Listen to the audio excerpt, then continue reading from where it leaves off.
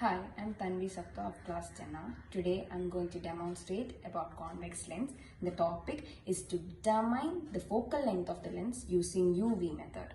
U is the distance between the object and the convex lens, and V is the distance between the lens and the widescreen. The apparatus needed is the optical bench, convex lens, object which is a cantilever here, and a half meter scale or a meter scale, and a widescreen.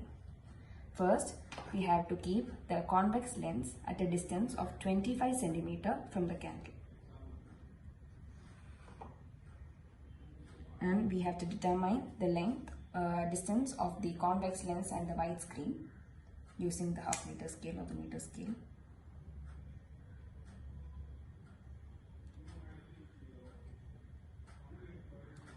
Here, the distance is approximately 55 centimeter,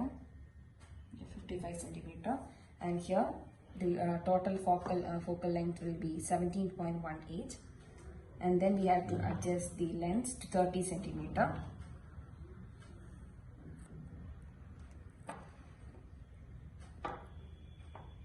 At 30 centimeter, we have to adjust the widescreen so as to get a clear image, and this is where we get a clear image.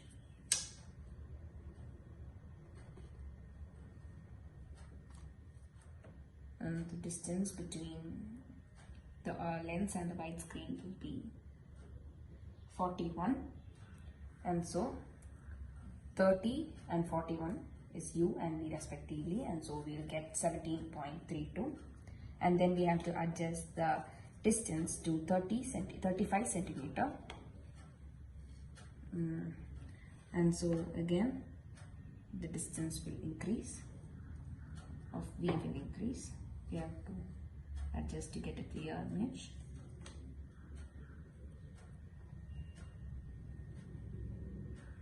And here we get 41, no, not 41, it's 34. Hi all, I'm Sneha David of class 10Q, and today I'm here to demonstrate an experiment to determine the focal length of a convex lens using a plane mirror. Here we've taken a convex lens, and this is a stand to support it, and here we have the plane mirror, and here we have the illuminated cross wire as well as a meter rule to measure the focal length. So our next step is to place the plane mirror behind the convex lens in order to obtain an image on the screen. Now we can see that an image is formed on the widescreen beside the object, but it is not clear, so I have to adjust the position of the lens in order to obtain a clear image.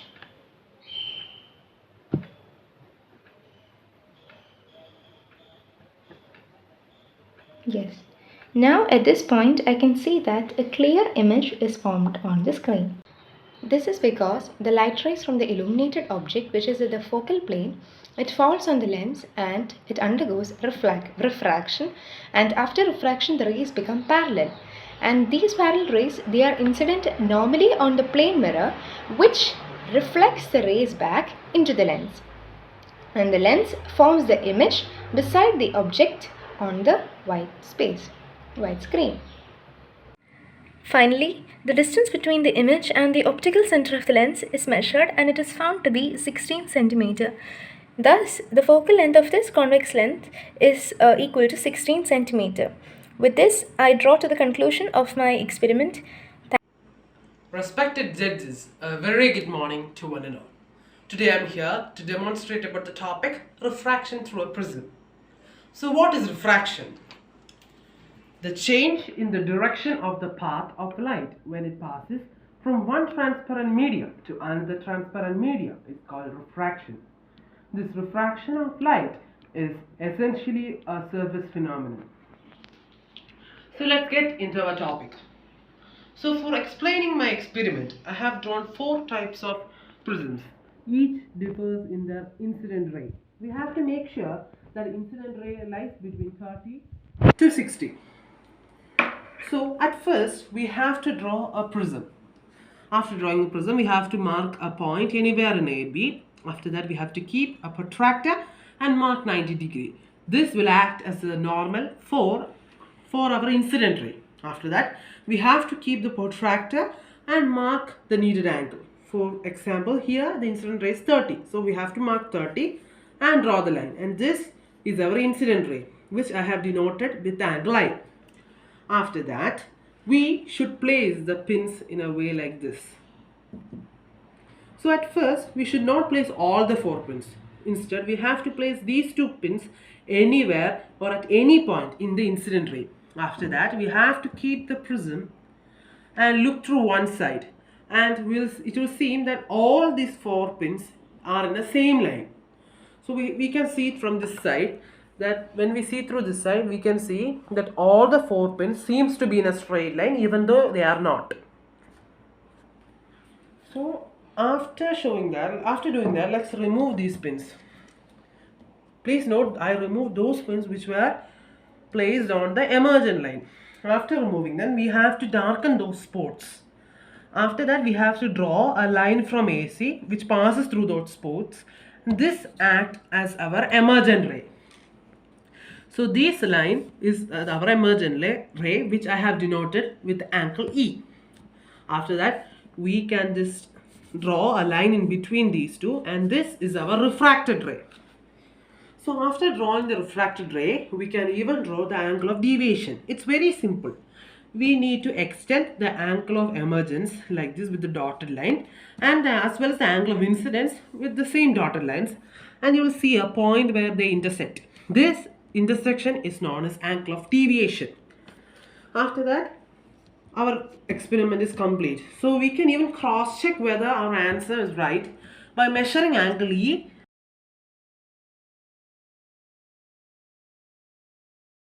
Hello, I'm Alden Ninjatrosh of 10Q, and now I'm going to explain the electrolysis of copper sulfate, aqueous copper sulfate. In this demonstration, both of the electrodes, which is the anode and the cathode, are going to be made of graphite. The electrolyte is aqueous copper sulfate. Dissociation of copper sulfate, CuSO4 gives Cu++ plus SO4 minus minus. Dissociation of water, H2O gives H plus OH minus. Reaction at cathode, Cu2 plus 2E minus gives Cu. Reaction at anode, OH minus 1E minus gives OH. 4OH gives 2H2O plus O2. In the experimental setup in the anode, oxygen will liberate, and in the cathode, a thin coating of copper will deposit. For the practical demonstration of this experiment, I'm going to take a glass beaker, previously made electrolytic cell, some copper sulfate, some water. So now I'm going to fill this beaker with some. I'm not going to fill up till the brim. Now I'm going to take some copper sulfate, which is also known as cupric sulfate.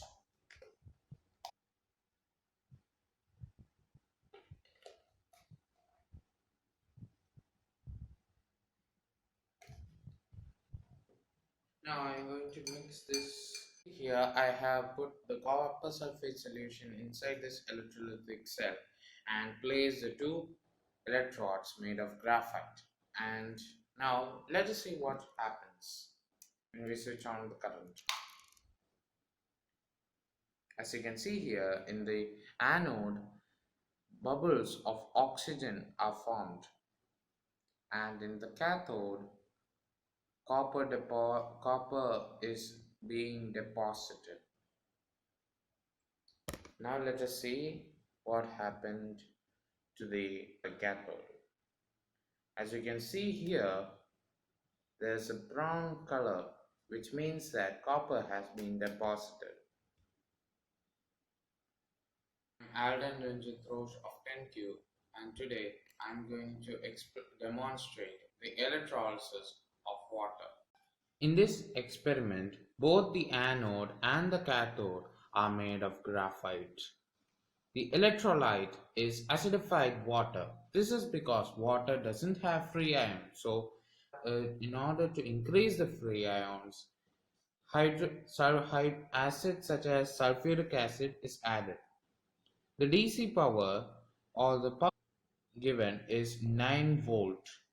The dissociation of sulfuric acid H2SO4 gives 2H plus SO4 2 minus.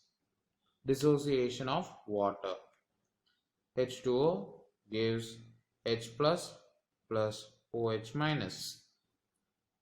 Reaction at the anode OH minus 1E minus gives OH. 4OH gives 2H2O plus O2. The reaction at the cathode is H plus 1E minus gives H. H plus H gives 2H. 2H plus 2E minus gives H2. Now the overall reaction is 2H2O gives 2H2 plus O2. In this diagram, through the anode, oxygen is bubbled out, and through the cathode, hydrogen is bubbled out. And now for the practical session of this experiment, I have taken two beakers filled with water, two test tubes, a dripper X for the electrode, and a 9 volt, some sulfuric acid, volt adapter. As now I am going to fill this beaker to the brim, and I am going to fill this test tube to the brim. Now I am going to paper. Now I'm going to repeat this for the second.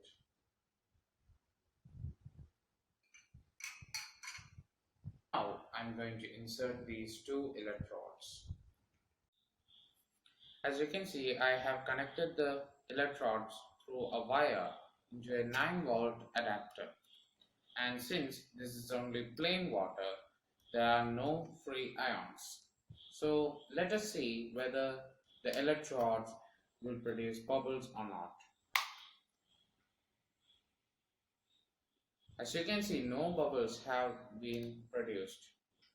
So since no bubbles have been produced, I'm going to put some sulfuric acid, dilute sulfuric acid. I'm going to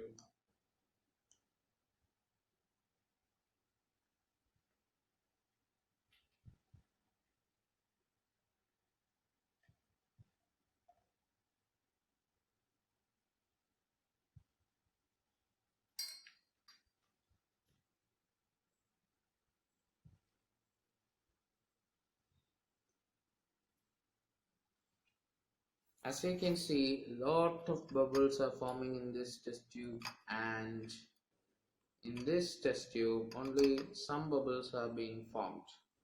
This is because hydrogen is formed in this test tube. In the cathode, hydrogen is being formed. So in the formula of water H2O, there are two volumes of hydrogen and one volume of oxygen. So hydrogen is always twice the amount of that of oxygen. In this experiment, the level of oxygen is not exactly half of that of hydrogen because I have used tap water instead of distilled water.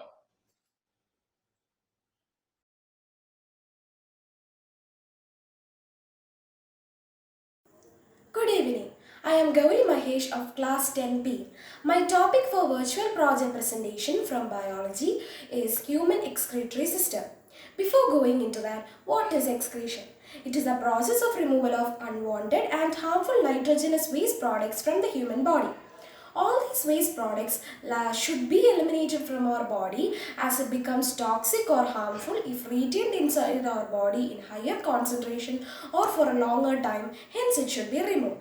Waste products like respiratory products, example carbon dioxide and water, mainly nitrogenous waste like ammonia, uric acid, urea, etc. Excess salt and excess water soluble vitamins like vitamin B and vitamin C, excessive water and bile pigments, all these things should be eliminated from our body. Topic which I am basically concentrating in excretory system is excretion through kidneys, because kidneys are the primary excretory organs. There are other excretory organs which are known as accessory excretory organs like lungs, liver and skin. Kidneys are two bean-shaped organs located on either side of the backbone and are protected by the last two ribs. The right kidney is slightly lower than the left one. There is a tube arising from the hilum, that is a notch of each kidney, and it connects behind with the urinary bladder located in the lower part of the abdomen. The urea excreted from the blood gets converted into urine in the kidney and it gets transported into the urinary bladder through ureter and gets collected there. The opening between the ureter and the urinary bladder is somewhat projected and acts as a valve to prevent the backflow of urine during the contraction of the bladder. The opening between the urinary bladder and the urethra is surrounded by the sphincter or the circular muscles to guard it, as it only gets relaxed at the time of the urination with the impulse of the brain. The model beside me is a simple working model representing the excretion through kidney. Now, this is actually our mouth portion where food along with water enters into our body, and after it gets digested, our food may also contains nitrogenous waste, and those nitrogenous waste are carried through this pipe, and when it enters through these two kidneys, the blood is actually being carried by the aorta, the blood in the aorta, and when this aorta enters into our kidney, the impure blood gets converted into pure.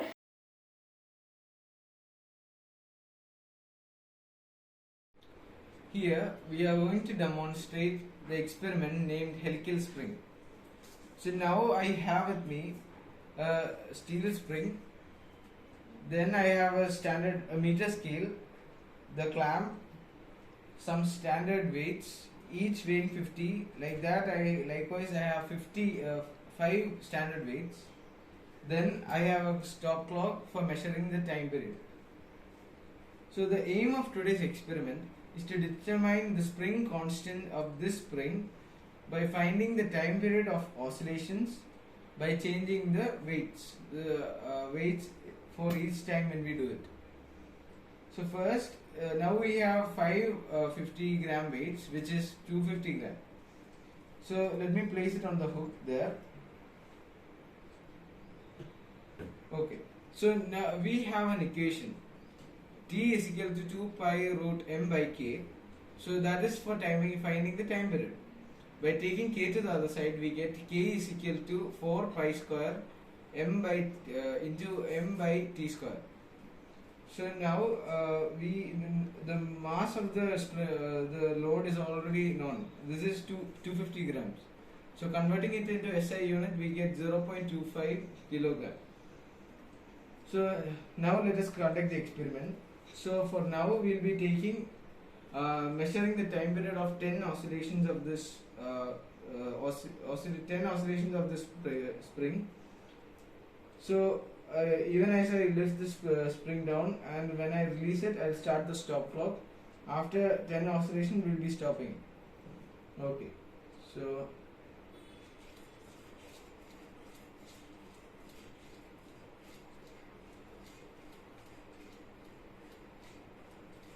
those are 10 oscillations.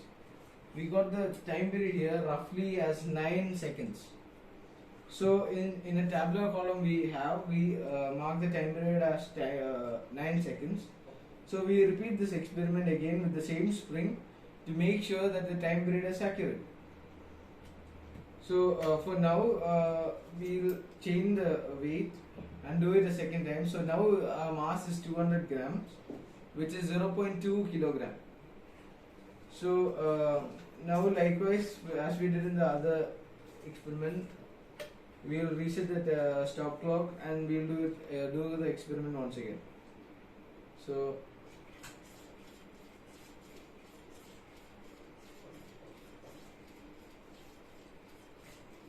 So those are again 10 oscillations, and this time we got the time period as 8 seconds.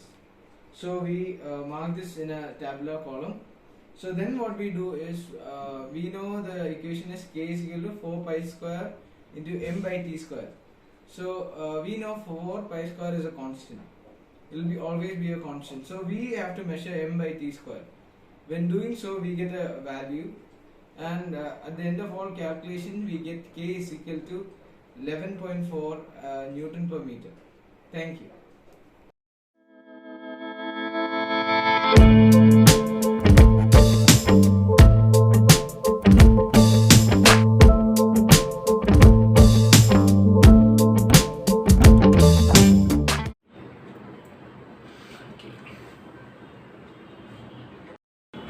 Hello guys, today we are going to dissect a hibiscus. This is of the family Malvaceae, and today we are going to dissect hibiscus rosa sinensis. Okay, so we can move forward to the dissection. Here we have the anther, the style, the petals, the sepals, the pedicel, and we can proceed. Safety pin and a blade. We are going to cut the unwanted portion, and here now we are going to separate ovary style and stigma from the pedicel. Okay, let's begin. We can turn it slowly and take it very easily, and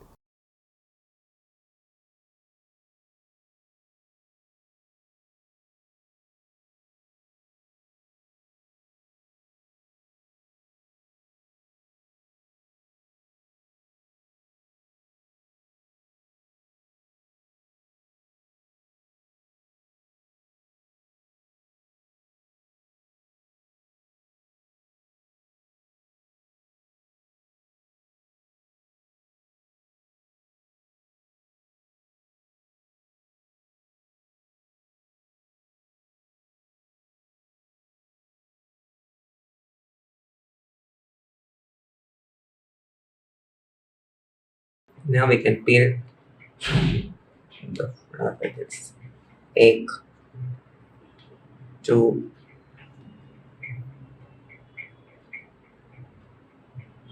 3,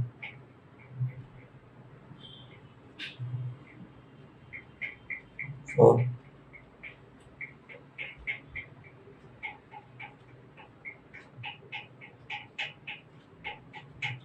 5.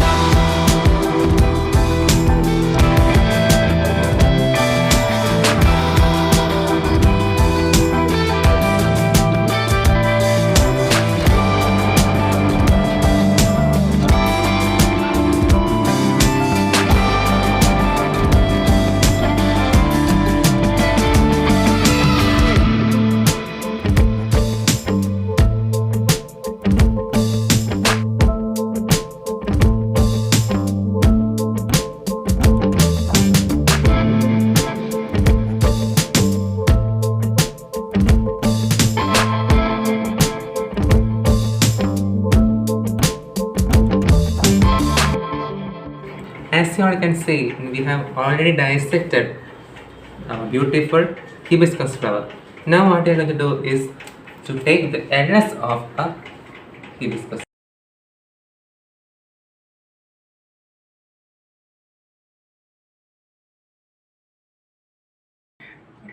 Once again I am going to twist and turn.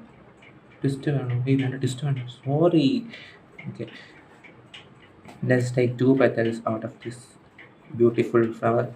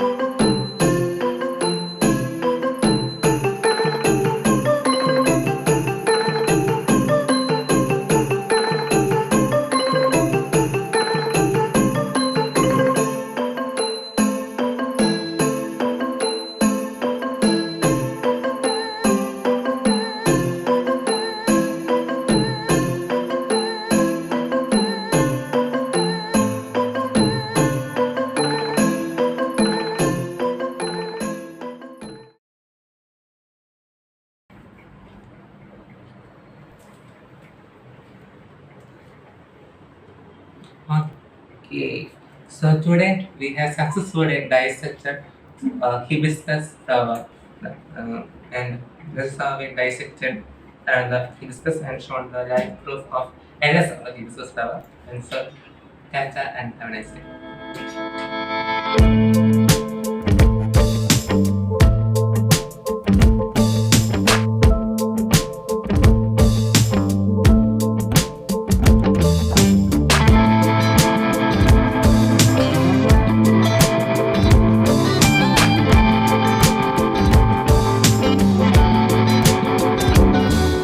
Good morning, I am Vishnu Sriram MB and I am here to demonstrate the isolation of DNA experiment.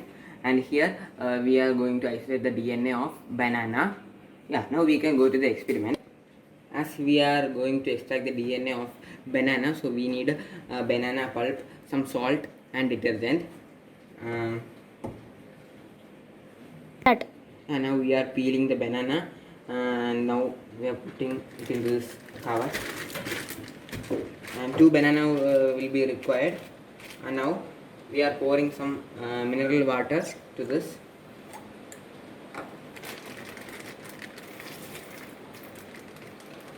Yes.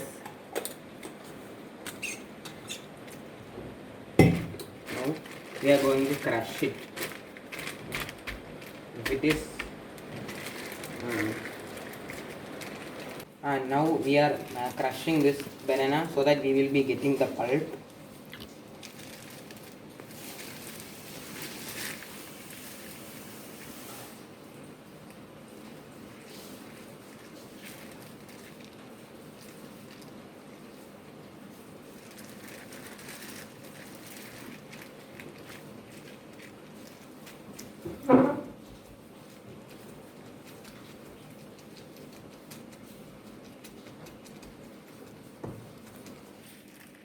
Now we have got the banana pulp and now we can keep it aside. And now we are going to take the detergent liquid and we are also using salt. Now we have to pour it.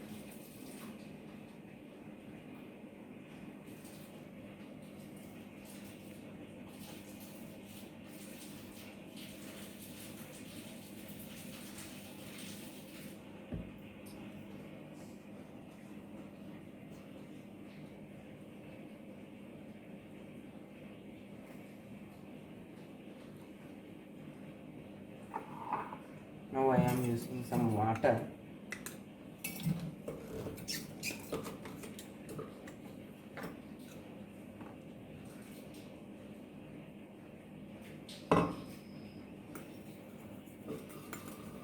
Now a small quantity of salt.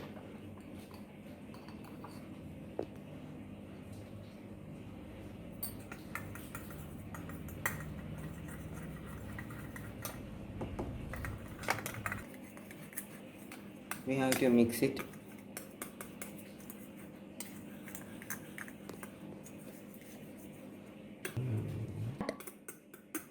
And now this mixture is ready, and now we want to add some 2 spoons of this banana pulp and make it sure that everything is well dissolved.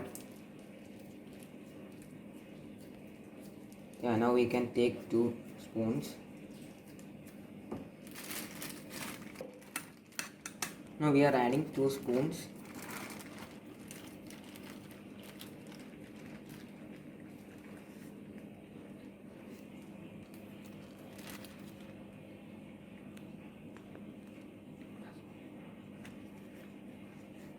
The second spoon. Now we want to mix it very carefully.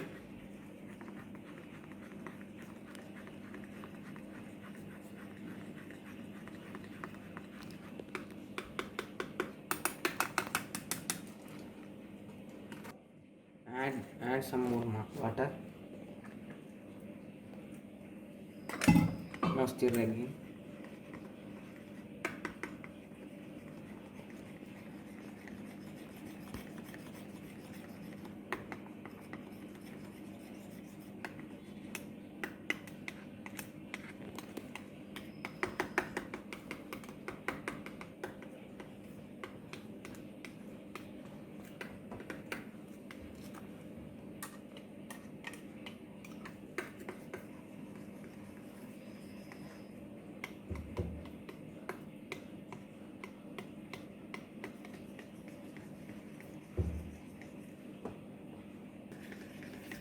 and we have to stir it for 10 to 15 minutes. Yeah, now we can filter it. We can add this pulp to filter.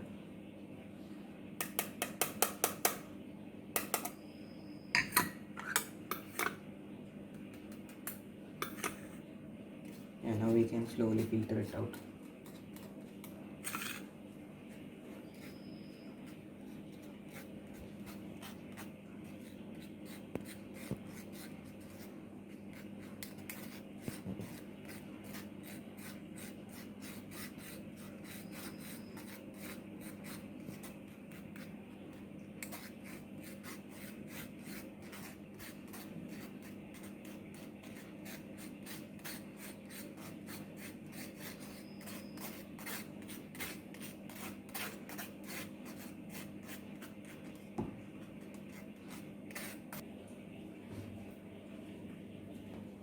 And now we have prepared the filtered the pulp and water plus the detergent mix, and we have got this.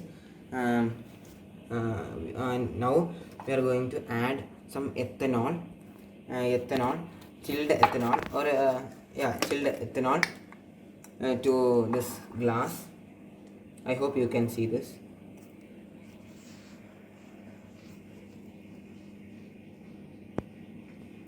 This is very chilled.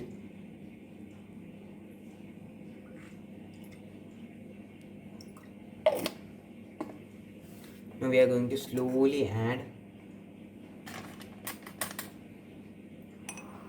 this pulp, and I hope we can see the white fibers forming. Okay.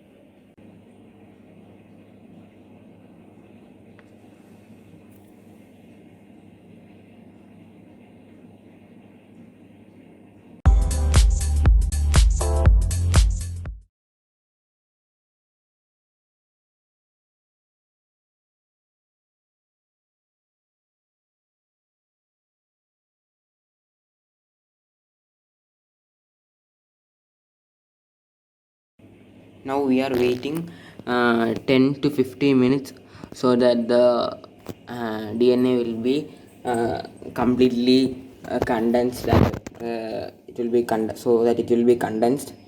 Now I am waiting, and here in the bottom we can see the the mixture we actually added, and the DNA. Now it is floating like a cloud, and now and it is actually, it's only 5 to 6 minutes now, and we can wait 4 minutes more. Yeah, it's actually, the DNA is actually forming.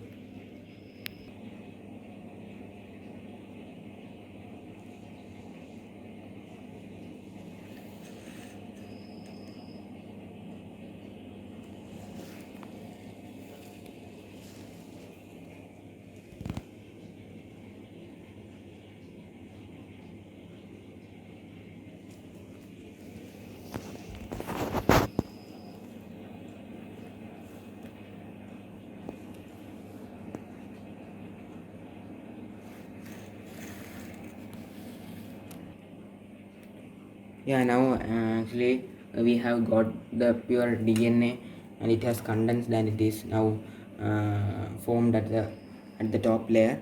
I hope you can see this. Now we have got the pure DNA, and actually it is condensed. The DNA floating in the glass.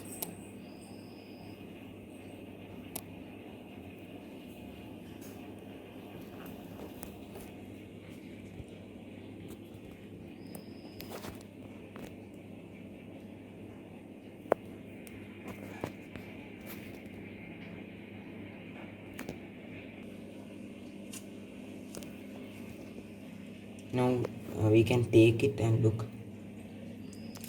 Yes.